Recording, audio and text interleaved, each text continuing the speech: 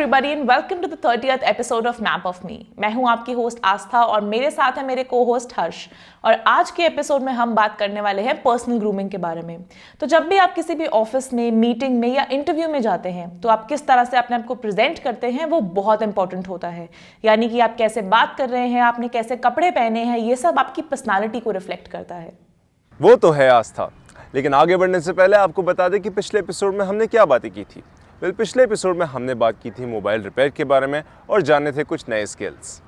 अब हर्ष बात करेंगे हमारी दिल्ली की पब्लिक से। हाय गाइस, बात करेंगे हम मोहित जी से और जानेंगे उनसे पर्सनल ग्रूमिंग के बारे में। तो मोहित जी, आप हमें बताइए कि पर्सनल ग्रूमिंग कितना ज़रूरी होता है जॉब्स के लिए। जितना एक जॉब पाने के लिए हर एक के लिए एक होता है ना कि चीज़ें कि भाई चाहिए होती हैं हमें, तो जितना खाना ज़रूरी उतनी ग्रूमिंग ज़रूरी है एक जॉब के लिए, ठीक है। और अगर हम किसी जॉब इंटरव्यू के लिए जा रहे हैं या कुछ कर रहे हैं तो वहाँ पर हमारा जो पर्सनल एक होता है ना, एक एटीट्यूड लेवल वो हाई होना चाहिए, कॉन्फिडेंस लेवल हाई होना चाहिए और आई कांटेक्ट करके हमें कोई भी किसी भी चीज़ों को फेस करना चाहिए। ऐसी बहुत सारी चीज़ें हैं जो हमें फेस मतलब चैलेंजेस आते हैं जब हम कहीं भी जॉब इंटरव्यू के लिए जाते हैं। बट ये कुछ सिमिलर सी चीज़ें होती है जिनको हम लोग इग्नोर करते हैं। बट ये हमारी पर्सनल ग्रूमिंग में, जैसे कि आपका ड्रेसिंग सेंस हो गया, फी ऑफ टॉक हो गया एंड कॉन्फिडेंस लेवल हो गया और आप कितनी नॉलेज रखते हैं, वो सब चीज़ें मैटर करता है इस सब चीज़ों के लिए। बहुत इम्पॉर्टेंट है बिकॉज़ आपका करियर पूरा पर्सनल ग्रूमिंग पे भी डिपेंड करता है। एजुकेशन मैटर करती है बट पर्सनल ग्रूमिंग भी मैटर करता है।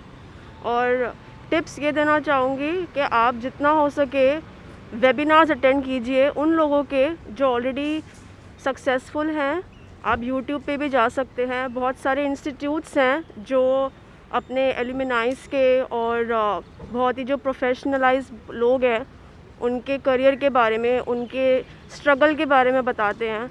और वो जब आप सुन लेंगे तो आपको बहुत अच्छा लगेगा, आपको मोटिवेशन मिलेगी और आपको टिप्स भी मिलेंगे how you can groom your self.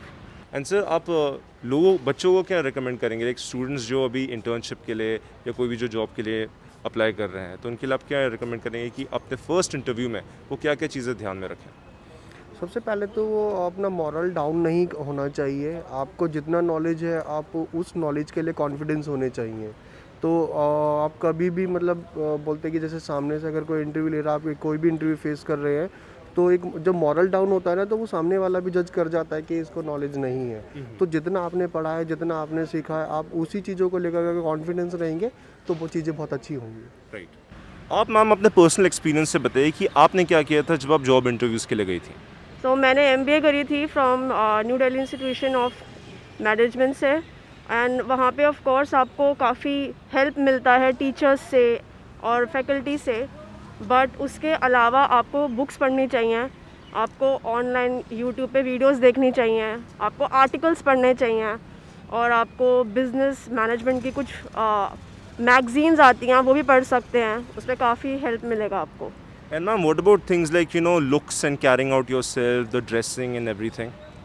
Of course जब आप बाहर जाते हैं तो आपको अपने आप को प्रेजेंटेबल भी बनाना पड़ेगा और उसके लिए आप अच्छे कपड़े पहने। इसका मतलब ये नहीं है कि आप एकदम ही स्टाइलिश पहन रहे हो, लेकिन अगर आप फॉर्मल्स हैं, सिंस आप इंटरव्यू के लिए जा रहे हैं तो आप फॉर्मल कपड़े पहनिए। मेक श्योर के कपड़े साफ़ हों, आपके शूज़ पॉलिश्ड हों और this is how you can groom your self. And yes, ज़्यादा मेकअप मत करिएगा if it's a women. Just stay simple and confidence, and of course confidence is the best makeup. Thank you. बहुत अच्छा लगा ma'am आपसे बात करके। Thank you so much. Thank you so much. Have a good day. Well, ये था हमारी यंगिस्तान का कहना।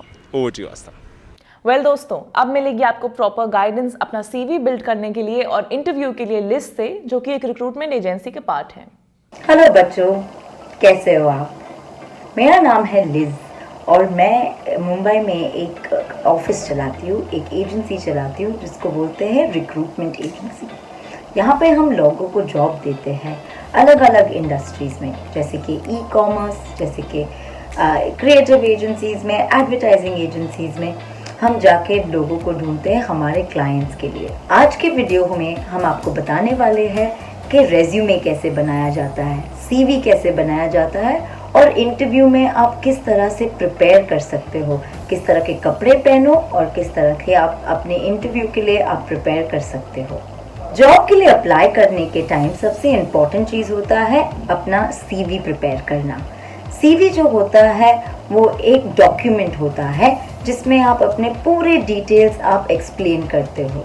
जब आप जॉब के लिए अप्लाई करते हो तभी आपको सीवी भेजना पड़ता है। अगर वो एक ऑर्गेनाइजेशन के लिए हो, एक कंपनी के लिए या कोई भी जॉब के लिए, आपको सीवी तो बनाना ही पड़ेगा। सीवी बनाते वक्त आपको कुछ चीज़ों के बारे में ध्यान रखना पड़ेगा। जैसे कि हम बात करने वाले हैं, आज हम आपको 5 टिप्स देने वाले हैं। टिप नंबर 1, आपका खुद के सीवी आप खुद बनाओ। अगर आप किसी से मदद लेना चाहते हो आपके खुद के सीवी बनाने में, वो अच्छी बात होती है, लेकिन कोई और आपका सीवी बनाए वो आपके बारे में नहीं होगा। जैसे कि मैंने कहा कि जो सीवी है आपका, वो आपके बारे में एक डॉक्यूमेंट है, जो आपकी काबिलियत है, जो आपके बारे में स्किल्स हैं, वो सब उसमें लिखा जाता है। तो अगर आप किसी और को देते हो तो वो आप में जो काबिलियत है वो शायद अच्छे से नहीं लिख पाए। तो भले ही आप किसी से मदद लो ये सीवी बनाने में, लेकिन आप खुद बना लो। टिप नंबर 2, एक आसान सा फॉर्मेट चूज कर लिया। सीवी का फॉर्मेट जो होता है, ये बहुत से लोग कंफ्यूज हो जाते हैं कि मैं किस फॉर्मेट में बनाऊं, कौन से कलर्स यूज करूं, कौन से फॉन्ट या पत्र यूज करूं जब मैं बना रही हूँ, कि मैं कैसे बनाऊं। जब हम सीवी लिखने जाते हैं तभी हमारे मन में बहुत से ख्याल आते हैं कि मैं किस तरह का सीवी बनाऊं। जो सीवी के फॉर्मेट्स है ये इतना भी डिफिकल्ट नहीं है, आप गूगल भी कर सकते हो। जैसे कि आप गूगल पे जाके आप सर्च करोगे सीवी फॉर्मेट, तो आपको अलग अलग के फॉर्मेट्स मिलेंगे, अलग अलग टाइप के सीवी जो है ऑनलाइन आपको पता चलेगा कौन से फॉन्ट है, कौन से फॉर्मेट्स है, कौन से कलर्स है। कोई सीवीज में आपको अपना फोटो रखना पड़ता है, कोई सीवीज में ज़रूरत नहीं पड़ती है।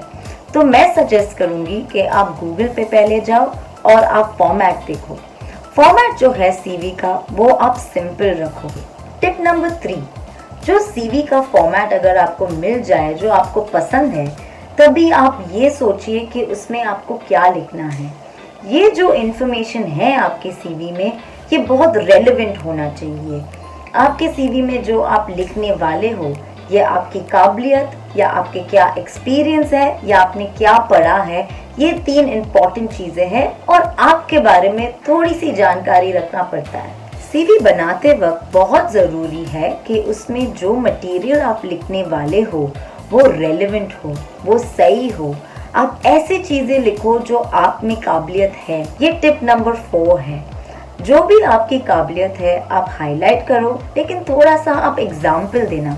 जैसे कि अगर हम बोल रहे हैं कि हमारे कम्युनिकेशन स्किल्स बहुत अच्छे हैं, ये आपको क्यों ऐसे लगता है, एक एग्जाम्पल दीजिए। जैसे कि अगर आप स्कूल में आपने एक एलोक्यूशन कंपटीशन में या आपने एक ऐसे कंपटीशन में आपने अवार्ड जीता है या आपने प्राइज जीता है, तो आप ये मेंशन कीजिए। जब लोग आपके सीवी पढ़ने वाले हैं तो उन लोग चेक करेंगे कि आपकी कौन कौन सी काबिलियत है जो उनको महत्वपूर्ण हो अपने ऑर्गेनाइजेशन में या अपने इंडस्ट्री में।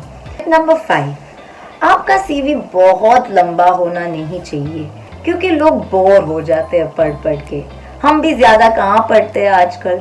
तो आप ट्राई कीजिए कि आपका सीवी 1 या 2 पेज मैक्सिमम में आप ख़त्म कर दो। जैसे कि आपने अपना करियर चूज़ किया है और आज आपने अपना सीवी भी बना लिया है, तो लास्ट स्टेप है आप इंटरव्यू के लिए अप्लाई करने के बाद इंटरव्यू के लिए प्रिपेयर्ड रहना। तो all the best, see you. Well दोस्तों, हमारे 26 स्टेप्स में स्टेप 16 यानी कि cracking the interview and perfecting your pitch यही कहता है कि आप अपनी तरफ से पूरी तैयारी रखें कि आपसे इंटरव्यू में किस तरह के क्वेश्चंस पूछे जा सकते हैं। और हाँ, अपनी प्रेजेंटेशन को प्रैक्टिस करना ना भूलें, because practice makes a man perfect. इसके बारे में और जानने के लिए जाइए हमारी वेबसाइट mapofme.in पे और मेक अ लाइफ प्लान पे क्लिक करें। साथ ही साथ हमारे क्विज में पार्ट लेना ना भूलें, जिससे कि आप जीत सकते हैं कुछ बहुत एक्साइटिंग प्राइजेस। जब आप ऑफिस में किसी सीनियर या कोलीग से मिलते हैं, then you smile and greet. इस स्माइल को शाइन देने के लिए हम बात करेंगे श्रेया से, जो बताएंगे हमें ओरल हाइजीन के बारे में। हेलो बच्चों, मेरा नाम डॉक्टर श्रेया शाह है और मैं मुंबई में रहने वाली एक डेंटिस्ट हूँ। वैसे तो हमारे दांत दिखते बड़े छोटे हैं, लेकिन इनका काम उतना ही बड़ा है। तो आज हम ये सीखने वाले हैं कि इन छोटे छोटे दांतों की हमें क्यों ज़रूरत है और इनका ख्याल हम कैसे रख सकते हैं। हमको हमारे दांत दिन में 2 बार साफ करना बहुत ज़रूरी है। रात को जब हम सो रहे होते हैं हमारे मुंह में बैक्टीरियाज बढ़ जाते हैं। आगे जाके यही बैक्टीरियाज हमारे दांत में सड़न पैदा करते हैं। तो मैं आपको बताती हूँ सही तरीका क्या है ब्रश करने का। आपको एक ब्रश लेना है, उस पर पेस्ट डालना है और मुलायम हाथों से सारी ओर हर दांत को शामिल करते हुए ब्रश करना ज़रूरी है, कम से कम 2 मिनट के लिए। मैं आपको टीवी पे एक फ़ोटो भी दिखा रही हूँ जिसको देख के आपको ज़्यादा अच्छे से समझेगा कि ब्रश करने का सही तरीका क्या है। दूसरी बात, जीभ साफ करना भी बहुत ज़रूरी है, ताज़ी स्वाद बनी रहती है उससे। तीसरी बात, स्वच्छ दांतों के लिए संतुलन भोजन करना बहुत ज़रूरी है। हमें मीठी चीज़ें जैसे मिठाई, चॉकलेट, टॉफ़ी या तो चिपचिपी चीज़ें जैसे पापड़, वेफर्स, बिस्किट, ये सब चीज़ों से दूर जितना हो सके उतना दूर रहना है। चौथी बात, खाना खाने के बाद हमें मुंह को पानी से साफ करना भी बहुत ज़रूरी है। हम क्या करेंगे, इसलिए हम आधे गिलास में पानी या तो माउथ वॉश लेंगे और 20 से 30 सेकंड के लिए गरारे करेंगे और अंत में थूक देंगे। इससे क्या होगा, हमारे दांतों के बीच के फंसे हुए आहार निकल जाएंगे। सबसे इम्पोर्टेंट बात, धूम्रपान या तंबाकू चबाने की आदत बहुत बुरी होती है, हमारे पूरे स्वास्थ्य के लिए हानिकारक होती है। और अगर हमारे अड़ोस पड़ोस में, पहचान में या तो हमारे घर पे किसी को ये बुरी आदत है तो हमें उन्हें समझाना है और हमें उन्हें ये आदत को छोड़ने में मदद करनी है। इससे ना ही हमारे मुंह को लेकिन आगे जाके कैंसर जैसे रोग भी हमें हो सकते हैं। दोस्तों, अब टाइम है हमारे क्विज का। बस दीजिए 2 आसान से सवालों के जवाब और आप जीत सकते हैं जोमैटो की तरफ से गिफ्ट वाउचर्स। पहला सवाल, रिक्त स्थान भरिए, dash impression is the last impression. और दूसरा कि एक स्टूडेंट को कम से कम कितने घंटे नींद की ज़रूरत है। अपना जवाब दे www.mapofme.in पे। वेल दोस्तों, food is the most important thing क्योंकि वो आपकी बॉडी को एनर्जी देता है हर रोज़ के काम करने के लिए। लेकिन क्या आप एक प्रॉपर मील ले रहे हैं? बहुत से लोग जल्दबाजी में कम खाते हैं या फिर वर्कलोड की वजह से अपने मील स्किप कर देते हैं। आइए जानते हैं इसके बारे में और हमारी न्यूट्रिशनिस्ट प्रियंका से। आज किशोरावस्था में आपके दिमाग में कई सवाल आते होंगे, क्या खाना चाहिए, क्या नहीं खाना चाहिए, अरे मेरा कद इतने अचानक से इतना लंबा कैसे हो रहा है, मेरा वजन कैसे बढ़ रहा है, मेरा वजन बढ़ क्यों नहीं रहा है। हमारे भोजन में कुछ न्यूट्रिएंट्स होते हैं। न्यूट्रिएंट्स का अर्थ होता है पौष्टिक तत्व, जिनसे हमें शक्ति मिलती है, जिनसे हमें ताकत मिलती है और जिनसे हम बढ़ते हैं और तंदुरुस्त रहते हैं। कौन से होते हैं ये तत्व? कार्बोहाइड्रेट्स, प्रोटीन्स, फैट्स, विटामिन्स और मिनरल्स, खास करके ये पदार्थ होते हैं जो आपके खाने में प्रेजेंट होते हैं। कार्बोहाइड्रेट्स कौन से खाने में पाए जाते हैं? हमारे अनाज में, गेहूं में, सत्तू में, हमारे चावल में, इनमें पाए जाते हैं अच्छी मात्राओं में कार्बोहाइड्रेट्स। प्रोटीन्स पाए जाते हैं दाल में, चिकन में, अंडे में और दूध के पदार्थों में। फैट्स मिलते हैं खाने के तेल में, बटर में, घी में और अच्छी खासी मात्राओं में मिलते हैं मेवे में। हरी सब्जियों में, हमारी नॉर्मल सब्जियों में और फलों में हमें मिलते हैं अच्छी मात्राओं में विटामिन्स और मिनरल्स। आप जब भी भोजन करें इस चीज़ का ध्यान रखें कि आपके भोजन में, आपके खाने की थाली में 50 से 60% कार्बोहाइड्रेट्स हो, यानी कि अनाज हो, जैसे कि चावल, जैसे कि गेहूं के बनाए आटे का खाना, जैसे कि बाजरा या किसी भी तरह का अनाज। आपके खाने में 20 से 30% होना चाहिए प्रोटीन। प्रोटीन आपको मिलेगा अंकुरित स्प्राउट्स में, दाल में, दाल जैसे कि राजमा, जैसे कि मसूर, जैसे कि मूंग, जैसे कि उड़द, ये सभी प्रोटीन्स में काफ़ी रिच होती हैं। आपको दूध, दही या दूध से बने किसी ना किसी पदार्थ का सेवन हर भोजन में ज़रूर करना चाहिए। तो दोस्तों, प्रॉपर न्यूट्रिशन लेना बहुत ज़रूरी है in the form of a balanced diet. In fact दोस्तों, हमारे 26 स्टेप्स में स्टेप 23 यानी कि मेंटल हेल्थ बहुत ज़रूरी है। अच्छा खाना आपको फिजिकली ही नहीं लेकिन मेंटली भी फिट रखता है। हरी सब्जियां, फ्रूट्स, ओमेगा 3 फैट्स जैसे कि फ़िश, नट्स, प्रोटीन्स जैसे कि अपने दाल हो गए, ये आपको फिजिकली फिट रखते हैं। इसके बारे में और जानने के लिए साइन अप करें at www.mapofme.in पे। और हाँ दोस्तों, भूलिएगा मत, हमारे क्विज में ज़रूर भाग लीजिएगा और आप जीत सकते हैं बैकपैक, बाइसाइकिल और ढेर सारे कूल गिफ्ट्स। वेल दोस्तों, हमारे 26 स्टेप्स में हमने बहुत बार डिस्कस किया है अबाउट मेंटल हेल्थ। आपका मेंटली हेल्दी रहना बहुत ज़रूरी है ताकि आप अपनी रोज़ की एक्टिविटीज़ को परफेक्टली कैरी आउट कर सकें। आइए इसके बारे में और जानते हैं हमारे साइकेट्रिस्ट से। मगर आप किसी को ये कहेंगे तो वो कहेंगे क्या तू पागल हो गया है, साइकेट्रिस्ट के पास जाना चाहता है। मगर हमें सोचना है कि ये एक्चुअली गलत है।